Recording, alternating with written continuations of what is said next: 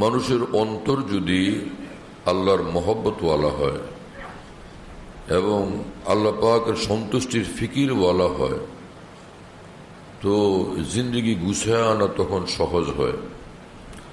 অন্তর যখন গাফিল থাকে, ভিতরটা আল্লাহর অতটা মহব্বতওয়ালা না, আখেরাতের অতটা ফিকিরওয়ালা না, সেই পরিমাণ আল্লাহ পাকের ভয়ওয়ালা না, তো বাইরের জীবনে কিছু নেক আমলের তৌফিক হলেও পরিপূর্ণভাবে ভালো পথে চলার তৌফিক হয় না, কারণ অন্তর এখনো সঠিকভাবে তৈরি হয়নি। দিল তৈয়ার তো দেহ তৈয়ার হয়ে যায়। দিল যার মহব্বতে পাগল হয়ে যায়, চোখও তার জন্য পাগল হয়ে যায়, হাত পা অঙ্গ প্রত্যঙ্গ সব তার দিকে নিবদ্ধ হয়ে যায়, তার তালাশে মগ্ন হয়ে যায়। আসল হলো দিলকে তৈয়ার করা, দিলকে প্রস্তুত করা। दिल गुलिस्ता था तो हर शय से टपकती थी बहार, दिल बयाबा क्या हुआ आलम बयाबा हो गया। दिल যদি নূরের ফুল বাগান, তো সারা জীবন নূরের ফুল বাগান, সারাটা পৃথিবীও তখন দেখতে পায় সে নূরের ফুল বাগান। যেদিকে তাকায় সবকিছুতে আল্লাহ পাকের নূর, সৌন্দর্য, কুদরত এবং নিদর্শন দেখতে পায়। দিল যদি সচ্চা দিল হয়, ঈমান নূরে আলোকিত হয়, তাকওয়ার নূরে আলোকিত হয়, মহব্বতের নূরে আলোকিত হয়, এজন্য দিলকে দিল বানানো জরুরি। হ্যাঁ, দিল বয়াবা ক্যা হুয়া আলম বয়াবা হো গিয়া। দিল যদি নূর থেকে শূন্য, তো ফের জিন্দগিও নূর থেকে শূন্য, নূরওয়ালা আমল থেকেও বান্দা ফের বঞ্চিত থাকে। আল্লাহ পাক জাল্লা জালালু ওয়া মানাওয়ালু আমাদেরকে এই দিলকে দিল বানানোর তৌফিক দান করেন। হ্যাঁ, এক বুজুর্গ বলছেন যে দিল তুঝকো দিয়া হক নে তো হক উসকা আদা কর। তোমাকে আল্লাহ পাক দিল দান করছেন, দিলের হক তো তুমি আদায় করো। সেটা কি? সব ছোড় খেয়ালাত তু বস ইয়াদ খুদা কর। যে হারাম দুনিয়া থেকে তুমি পৃথক হো, হারাম চিন্তা ভাবনা থেকে তুমি নিজেকে পৃথক করো, মুক্ত করো, এবং যেখানেই থাকো সর্বদা আল্লাহকে স্মরণ রাখো, আল্লাহকে মুহূর্তের জন্য না ভুলে যাও। এটা হলো দিলের হক। রসুল আকরাম সাল্লাল্লাহু তাআলা আলাইহি ওয়াসাল্লাম বলছেন যে আলা ওয়া ইন্না ফিল জাসাদে মুযগা, যে তোমার শোনো খুব গভীর মনোযোগে, তোমাদের এই দেহের মধ্যে একটা গোশতের টুকরা আছে, মাংস পিণ্ড আছে। ইযা সলাহাত সলাহাল জাসাদু কুল্লুহু।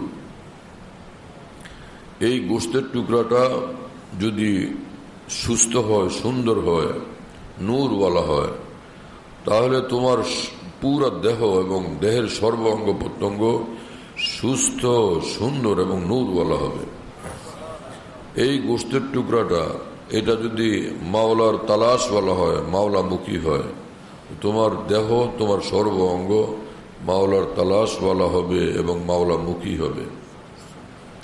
আর যদি এই গোশতের টুকরাটা এটা নষ্ট হয়, এটা অন্ধকারে আচ্ছন্ন হয়, এটা যদি মাওলামুখী না হয়, তো তোমার দেহ, তোমার অঙ্গ প্রত্যঙ্গ সব অন্ধকারে আচ্ছন্ন হবে, সবটা নষ্ট হবে, এবং কোনো ক্রমেই সেই তোমার অঙ্গ প্রত্যঙ্গ আল্লাহ পাকের তালাশে মশগুল হবে না।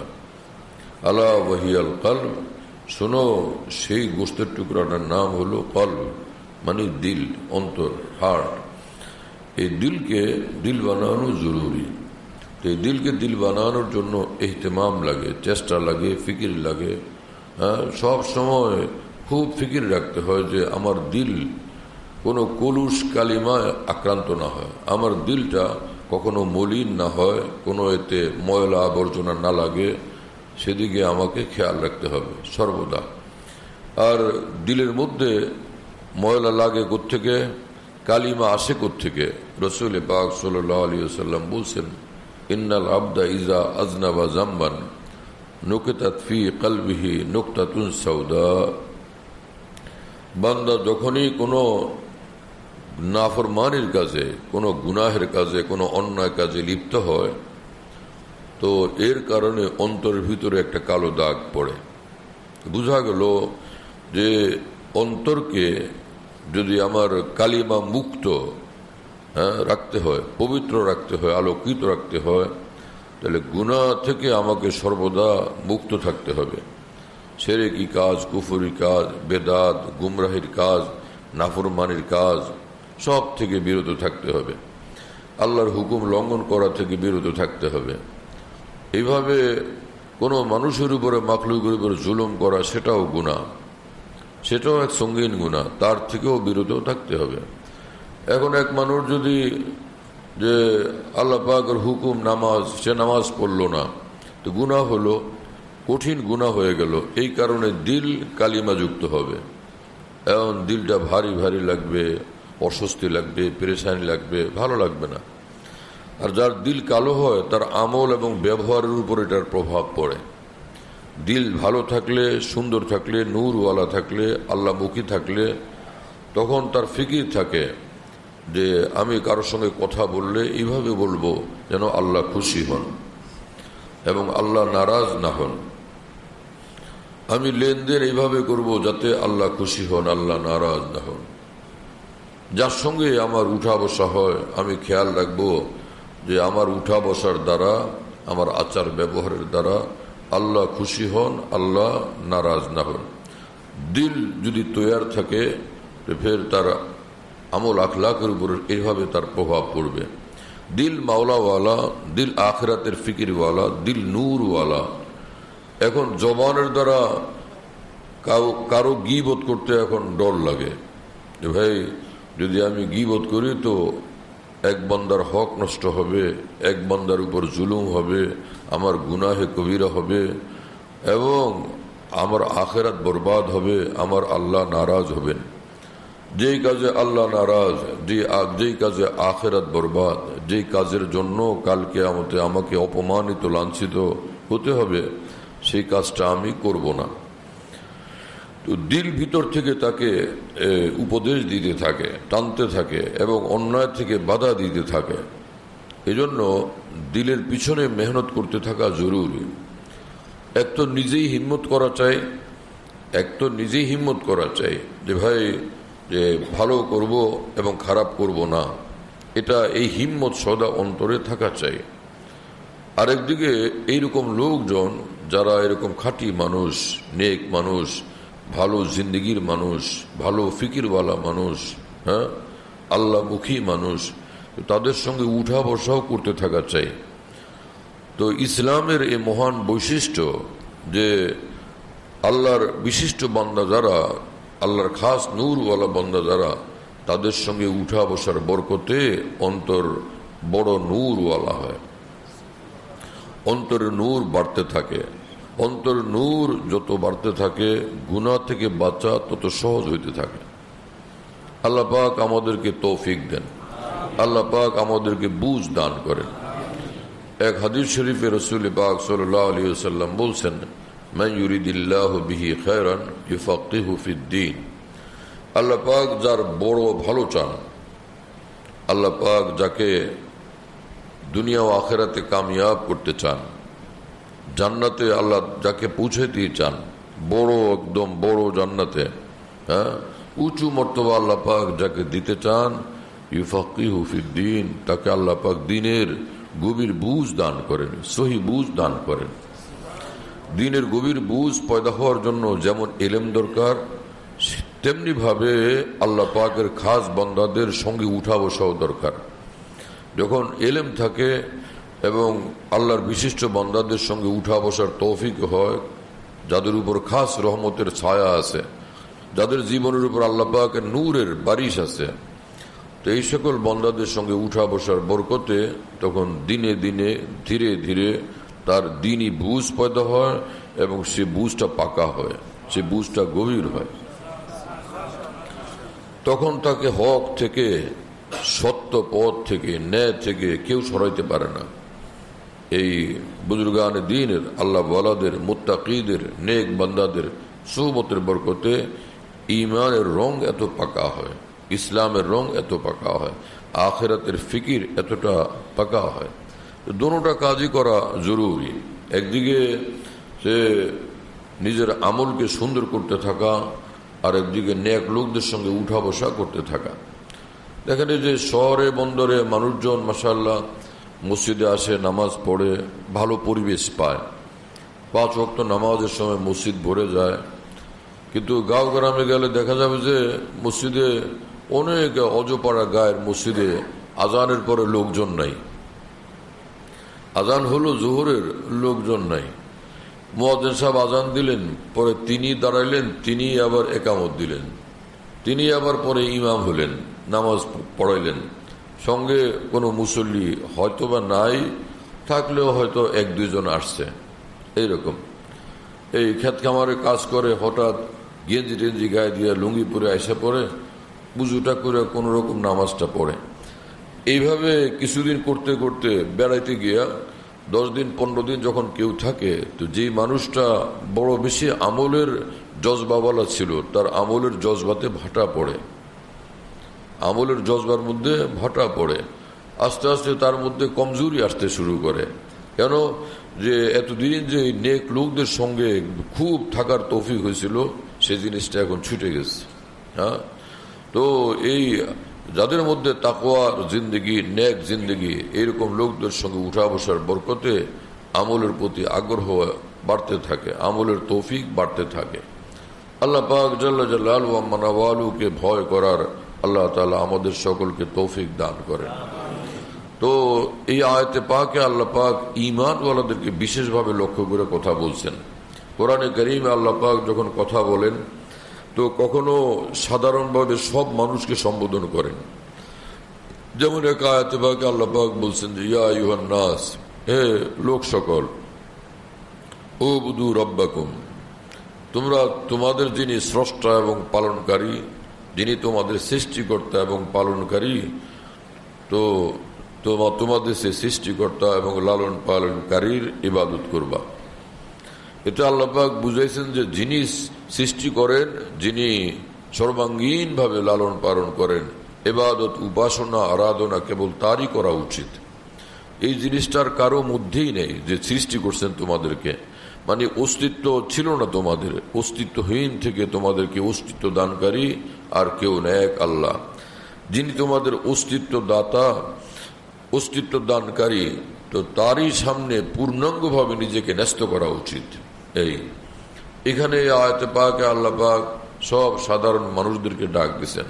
যেখানেই ডাক দেন রব্বুল আলামিন, তো রব্বুল আলামিন, হ্যাঁ, যিনি সুন্দর, তিনি হাসলেও সুন্দর, তিনি কাঁদলেও সুন্দর, হ্যাঁ, বসে থাকলেও সুন্দর, তিনি হাঁটলেও সুন্দর, নাচলেও সুন্দর, সবটাই সুন্দর লাগে। মহান আল্লাহ পরম সুন্দর, যেমনটাই বলেন সবটাই সুন্দর লাগে। রাসূলুল্লাহ সাল্লাল্লাহু আলাইহি ওয়াসাল্লাম বলছেন ইন্নাল্লাহ জামিল, মহান আল্লাহ, আল্লাহ রাসূল সাল্লাল্লাহু আলাইহি ওয়াসাল্লাম বলেন যে নিঃসন্দেহে আল্লাহ তো খুব সুন্দর, ইহিব্বুল জামাল, তোমাদের সুন্দর হওয়া এবং সুন্দর থাকা আল্লাহ তাআলা পছন্দ করেন। মানে তিনি সুন্দর, আবার সুন্দরকে ভালোবাসেন, এই অর্থ দাঁড়াইল, হ্যাঁ না? যারা সুন্দর হয় তারা কালো মানুষকে কি পছন্দ করে? যে বেশি সুন্দর হলে সে আরেকজন সুন্দরকে তালাশ করে। যে মেয়ে সুন্দরী, সে কোনোদিন এই খেয়াল করে না যে আফ্রিকা থেকে না নাইজেরিয়া থেকে একটা কালো মানুষ আমার জন্য নিয়ে আসুক। কেই খেয়াল করে যে আল্লাহ আমাকে সুন্দর বানাইছেন, আল্লাহ যেন আরেকটা সুন্দর আমাকে মিলিয়ে দেন, তাই না? তো এই সুন্দর জিনিসের প্রতি মনের আকর্ষণ তৈরি হওয়া, এগুলো মানুষের জন্মগত প্রকৃতিগত বিষয়। রাসূলুল্লাহ সাল্লাল্লাহু আলাইহি ওয়াসাল্লামের নিকট ওহী নিয়ে আসতেন জিবরিল আলাইহিস সালাম। তো তিনি কখনো নিজের আকৃতিতে আসতেন, নিজের আকৃতিতে, হ্যাঁ, 600 ডানা ছিল। তো এই ডানাগুলো তো গুটানো থাকতো, চলতেন তো কখনো এরকম 2 ডানা মেলতেন, তো পৃথিবীর পূর্ব প্রান্ত থেকে পশ্চিম প্রান্ত দুইটা একদম পুরাটাকে ঘিরে ফেলতেন 2 ডানা দিয়ে। এত বড় ডানা আল্লাহ পাক তাকে দান করছেন। এবং জিবরিল আলাইহিস সালামের ডানা থেকে সর্বদা ইয়াকুত, মণিমুক্তা ঝরতে থাকতো বৃষ্টির মতো। এইরকম সুন্দর আল্লাহ হযরত জিবরিলকে বানাইছেন যে বলার নাই। তো হযরত জিবরাইল আলাইহিস সালাম কখনো তো আসতেন নিজের আসল আকৃতিতে সুরতে, কিন্তু কখনো দেখা দিতেন রাসূলুল্লাহ সাল্লাল্লাহু আলাইহি ওয়াসাল্লামকে, কখনো দেখা না দিয়া আড়ালে থাইকেই ওহী পৌঁছে দিতেন রাসূলুল্লাহ সাল্লাল্লাহু আলাইহি ওয়াসাল্লামের কাছে। আর কখনো মানুষের আকৃতিতেই আসতেন ওহী নিয়ে। আর আসতেন তো এই সাধারণত এক সাহাবীর আকৃতিতে আসতেন, তার নাম দেহিয়াতুল কেলবি, এই সাহাবীর নাম। তো অধিকাংশই যখনই মানুষের আকৃতিতে আসতেন এই আকৃতিতে আসতেন। একবার জিবরিল আমিন আসছিলেন আয়েশা রাদিয়াল্লাহু আনহার সুরতে।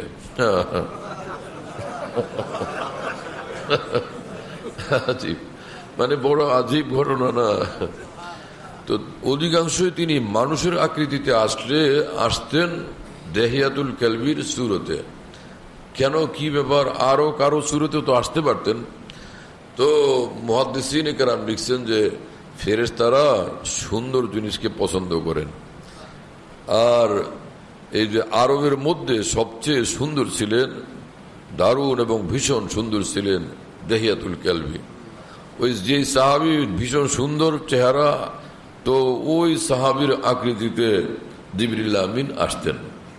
কি কথা বুঝেন নাই? তো ফেরেশতাদেরও মানসিকতা এমন, সুন্দর দেখলে তারা সেদিকে আকৃষ্ট হন এবং মুগ্ধ হন, এটা প্রমাণিত হলো। তো যে আল্লাহ নিজেই এত পরম সুন্দর, তো তিনি সুন্দরের দিকে কেমনটা আকৃষ্ট হবেন? শুনতেছেন? এজন্যই নিজেকে সুন্দর বানানো জরুরি। বাকি হলো সুন্দর হয় কিভাবে মানুষ, প্রকৃতপক্ষে মানুষ সুন্দর হয় কিভাবে? আল্লাহ পাক জাল্লা জালালু ওয়া মানাওয়ালু পবিত্র কোরআনে বলছেন যে মানুষকে আমি সবচেয়ে বেশি সুন্দর করে সৃষ্টি করছি। লাকাদ খালাকনাল ইনসানা ফি আহসানি তাকওয়িম, সবচেয়ে সুন্দরভাবে মানুষকে সৃষ্টি করছি। তো সুম্মা রাদাদনাহু আসফালা সাফিলিন, কিন্তু এত সুন্দর আকৃতিতে সৃষ্টি করার পরও একটা সময় এমন হয়, বয়সের পরিবর্তনে মানুষের সেই সুন্দর আকৃতির মধ্যে পরিবর্তন ঘটে এবং সেই একদম সুন্দর আকৃতি বহাল থাকে না। ইল্লাল্লাযীনা আমানু ওয়া আমিলুস সালিহাত, কিন্তু যারা ঈমানওয়ালা এবং সুন্দর আমলওয়ালা, তাদের সৌন্দর্য কোনো ক্রমেই হ্রাস পায় না, এর ভিতরে কোনো ত্রুটি আসে না, এর মধ্যে কোনো কমতি এবং ঘাটতি হয় না। শুনতেছেন প্রিয় বন্ধুরা? তা বোঝা গেল আসল সুন্দর হয় মানুষ ঈমানের দ্বারা, নেক আমলের দ্বারা, আল্লাহর মহব্বতের দ্বারা, আল্লাহর ভয়ের দ্বারা, আল্লাহর সঙ্গে সম্পর্কের দ্বারা। আল্লাহর সঙ্গে সম্পর্ক যত সুন্দর, সে তত সুন্দর মানুষ। এবং এই সৌন্দর্য পয়দা হয় মূলত নূরের দ্বারা। যে মানুষ যখন ঈমানওয়ালা হয়, নেক আমলওয়ালা হয়, ঈমানওয়ালা হইলেই তার অন্তরে আল্লাহ পাকের নূর আসে। নেক আমল করলেই অন্তরে আল্লাহ পাকের নূর আসে। আর নেক আমলের উপর কায়েম থাকলে তো তার নূর বাড়তে থাকে, নূর বাড়তে থাকে। যতই নূর বাড়তে থাকে ততই সৌন্দর্য তার বাড়তে থাকে। বুড়া হলো এই সচ্চাই ঈমানওয়ালা মানুষের চেহারার নূর ঝলমল করতে থাকে চেহারার মধ্যে। কোরআনে কারীমের ভাষায় সীমাহুম ফি উজুহিহিম মিন আসারি সুজুদ, কোরআন শরীফে আল্লাহ পাক জাল্লা জালালুহু ওয়া মানাওয়ালু বলছেন যে আমার সাহাবীদের এমন সুন্দর জিন্দেগি আর এতটা আমাকে নিয়ে তাদের ব্যস্ততা এবং মগ্নতা, যে যার কারণে তাদের অন্তর নূরে পরিপূর্ণ হয়ে যায়। আর তাদের অন্তর নূরে একদম পরিপূর্ণ আছে, নূরে পরিপূর্ণ, এবং সে পরিপূর্ণ নূরের দরিয়া থেকে উচ্ছ্বলিত হইয়া তাদের চেহারার মধ্যে নূর ঝলমল করতে থাকে। কোরআন শরীফে আল্লাহ পাক বলছেন এইভাবে সাহাবীদের এই মহান বৈশিষ্ট্যাবলী এগুলো শোনানোর দ্বারা আল্লাহ পাক মুমিনদেরকে তালিম করতেছেন, শিক্ষা দিতেছেন যে আমার নবী যেমন তোমাদের জন্য মডেল, পূর্ণাঙ্গ মডেল, আসল মডেল, নবীর হাতে তৈরি এই সাহাবীরাও হে বিশ্বের মানুষ তোমাদের জীবন গড়ার ক্ষেত্রে, আল্লাহর পছন্দ মাফিক নিজেকে গড়ার ক্ষেত্রে আমার নবীর সাহাবীরাও তোমাদের জন্য মডেল, তোমাদের জন্য নমুনা। আল্লাহ পাক জাল্লা জালালুহু ওয়া মানাওয়ালু সাহাবা একরাম রাদিয়াল্লাহু আনহুমের সুন্দর ঈমানের নূর আমাদের সকলকে দান করেন, সেই রকম সুন্দর জিন্দেগি আমাদেরকে দান করেন, সেই সুন্দর ঈমান, সেই সুন্দর জিন্দেগি আল্লাহ পাক আমাদেরকে নসিব করেন। বহরহাল, তো একটু হলো, এক জিনিস তো হলো আয়াতে পাকে যে ইত্তাকুল্লাহ হাক্কা তুকাতি। হ্যাঁ, এখন হে বান্দারা, তোমরা আমি আল্লাহকে মানবা ভালোভাবে, পুরোভাবে, পূর্ণাঙ্গভাবে। এখন কোনো বাবা যদি ছেলেরে বলে দেয় তুই আমারে বাপ ডাকবি, শতকরা 90 ভাগ হলেই হলো, বাকি 10% অন্য কারে ডাইকে নিলে আমার কোনো আপত্তি নেই। ভাই এটা কেমন বাপ, যে বাপ বলে। হ্যাঁ, লক্ষ্মীপুর থেকে এক আলেম আসছিলেন আমার কামরাতে, তো ওনার ছেলেকে নিয়ে আসছিলেন। তো পরে আমি কথায় কথায় বললাম যে কোন এক বিষয়ে আলোচনা তুইলা, পরে আমি বললাম যে কেমন বাপ কেমন ছেলে, হ্যাঁ, এই ছেলে এবং এই বাপের মিল কোথায়? তো ওই বাপ তখন বলতেছিল যে বেটা তুই বাপই বদলায় ফেলা। তারও লোকজন ছিল লক্ষ্মীপুরের, তারা অনেক হাসছিল। বাপ তো বদলান যায় না, সে এমনি রসিকতা করে বলছে আর কি। তো কোনো বাবাকে এই কথা বলবেন সন্তানকে যে তুমি 90 ভাগ আমাকে বাপ ডাকবা, আর 10 ভাগ, শতকরা 10 ভাগ যদি অন্য কাউকেও ডাকো, সকালে কাউকে, সন্ধ্যায় কাউকে, তাতে আমার কোনো আপত্তি নেই। এরকম কি হয়? তো কোনো বাবা যখন আরেকজন বাবা মানতে রাজি না, তো মহান আল্লাহ আরেকজনের জন্য নিজের হক মানতে কিভাবে রাজি হবেন? আল্লাহ পাক বলছেন যে একদম পিওর, একদম আমার থাকো, এখানে অন্য কাউকে মিশাবো না, কার কোনো মিশ্রণ না ঘটে, আমার সঙ্গে কারো মিশ্রণ না ঘটাও। সুবহানাল্লাহ তাআলা বিহামদি। মানে বান্দাকে কতটা একান্তভাবে চান আল্লাহ তাআলা, সেটাই তো বোঝা যায়। হ্যাঁ, এবং কোনো স্ত্রী যদি স্বামীর সামনে আসে, তো পুরোটা দেহের মধ্যে যা কাপড় চোপড় সব স্বামীর দেওয়া, কিন্তু ওই ব্লাউজের এক টুকরা এটা অন্য কারো দেওয়া। এটা কি স্বামী সহ্য করতে পারবেন যে তুই এটা কি করলি? কেন? কারণ কি? স্ত্রীকে কোনোভাবে স্বামী সহ্য করতে পারবেন না। মহান রব্বুল আলামিন কি আশ্চর্য ভাবে বলছেন এই আয়াতে পাকে, ওয়ালা তামুতুন্না ইল্লা ওয়া আনতুম মুসলিমুন। জীবনের তোমার বিশাল এই জীবনের প্রতিটি বিন্দু বিন্দুকে আমি আল্লাহর পছন্দ মোতাবেক সাজায়া কিন্তু মরবা, এছাড়া মরবা না। এটাও বলে দিয়েছেন, ওয়ালা তামুতুন্না, খবরদার এছাড়া মরবা না, এর ব্যতিক্রম করে মরবা না কিন্তু। সুবহানাল্লাহ তাআলা বিহামদি। এখন এইরকম ভাবে মৃত্যু হওয়া যে আমার জীবন তখন একদম তিল তিল আল্লাহর পছন্দ মোতাবেক সাজানো, এটা হবে কিভাবে? রাসূলুল্লাহ সাল্লাল্লাহু আলাইহি ওয়াসাল্লাম এক হাদিসে পরিষ্কার সেটা বাতলাইয়া দিয়েছেন যে জীবনে যদি জীবনটাকে যেই রঙে সাজাবা সেই রকমেরই মৃত্যু, সেই রঙের উপরেই মৃত্যু হবে। জীবন যদি ঈমান আর নেক আমলওয়ালা হয়, সে হালতেই তোমার মৃত্যু হবে। আর জীবন যদি নষ্টামিতে পরিপূর্ণ হয়, তাই সে হালতেই মৃত্যু হবে। নাউযুবিল্লাহি তাআলা মিন যালিক। শুনতেছেন ভাইরা? বুঝা গেল যেই বান্দা এরকম সুন্দর জিন্দেগি বানাবে, তা আল্লাহ পাক সুন্দর অবস্থাতে তার মৃত্যু দান করবেন। আল্লাহ তাআলা নিজেদেরকে সেভাবে গড়ার আমাদেরকে তৌফিক দান করেন। এটা শাবান মাস কয়েকদিন পরেই তো মাশাআল্লাহ খুব কাছাকাছি হয়ে গেছে না, একদম বেশি নিকটে আসছে রমজান মুবারক। রমজান শুরু হবে মাশাআল্লাহ। আর রমজানের বৈশিষ্ট্য হলো এরকম যে ঘুমন্তদেরকে রমজান জাগ্রত করে ফেলে। যারা এত পুরো বছর ধরে ঘুমায়, কিন্তু রমজান তাদেরকে ঘুমাইতে দেয় না। কি যে রমজানের মহান বৈশিষ্ট্য আর ম্যাগনেট! হ্যাঁ, এত প্রচন্ড সম্মোহনী শক্তি যে টানে সব মুসলমানকে নিজের দিকে রমজান।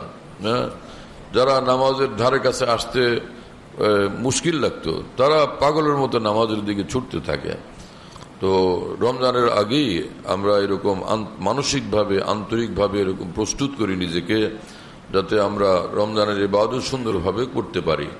রমজান তো এত মুবারক যে এক হাদিসে রাসূলুল্লাহ সাল্লাল্লাহু আলাইহি ওয়াসাল্লাম বলছেন যে ব্যক্তি, যেই ঈমানওয়ালা, হ্যাঁ, যে ঈমান আছে আর রমজানের রোজাগুলি রাখলো, তো গুফির লাহু মা তাকাদ্দামা মিন জামবি, অতীতের যা গুনাহ আছে সবগুলো আল্লাহ তাআলা মাফ করে দিবেন।